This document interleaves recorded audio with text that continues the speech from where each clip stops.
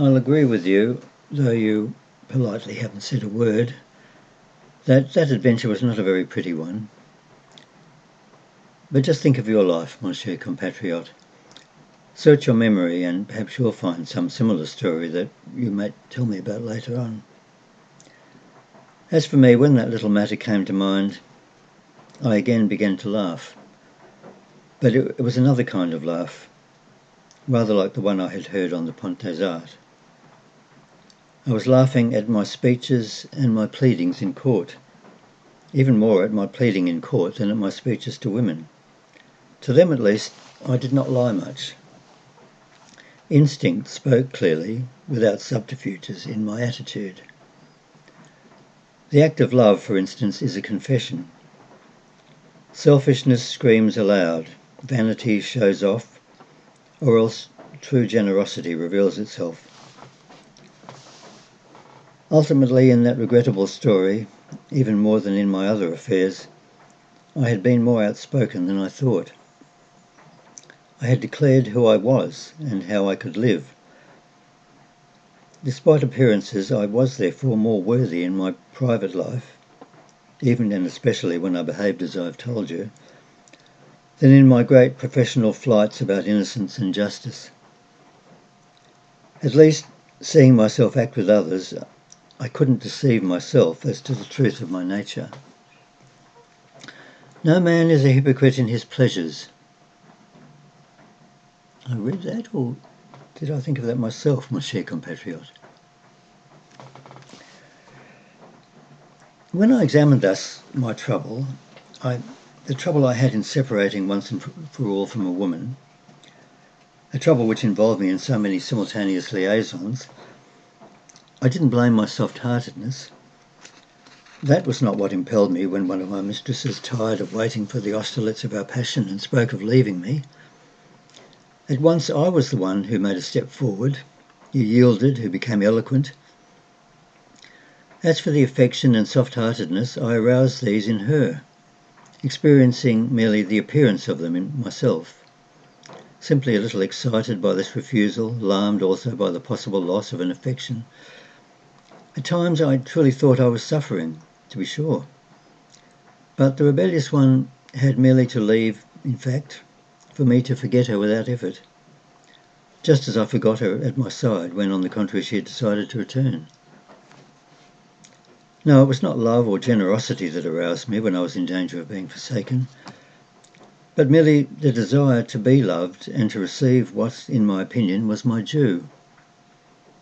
The moment I was loved and my partner again forgotten, I shone.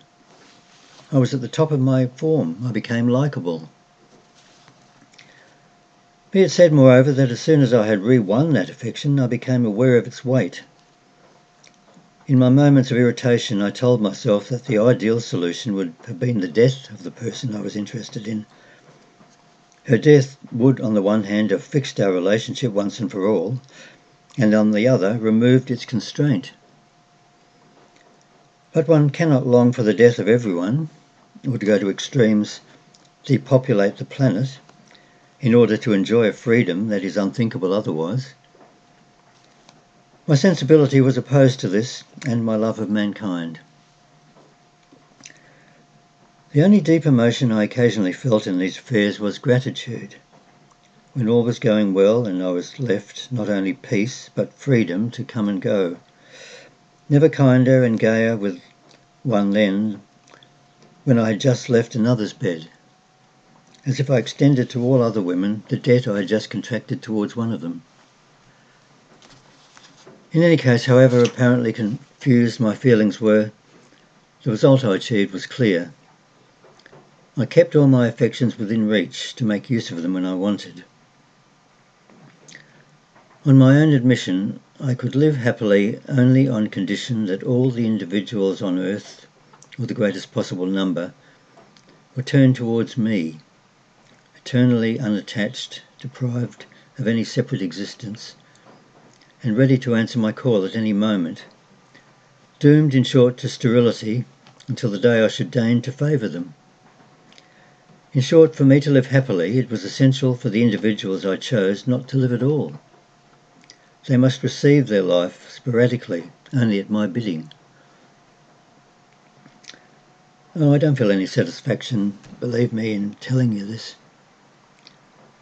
Upon thinking of that time when I used to ask for everything without paying anything myself, when I used to mobilise so many people in my service, when I used to put them in the refrigerator, so to speak, in order to have them at hand someday when it would suit me, I don't know how to name the odd feeling that comes over me. Isn't it shame, perhaps? Tell me, mon cher compatriot, doesn't shame sting a little? It does? Well, it's probably shame, or one of those silly emotions to do with honour.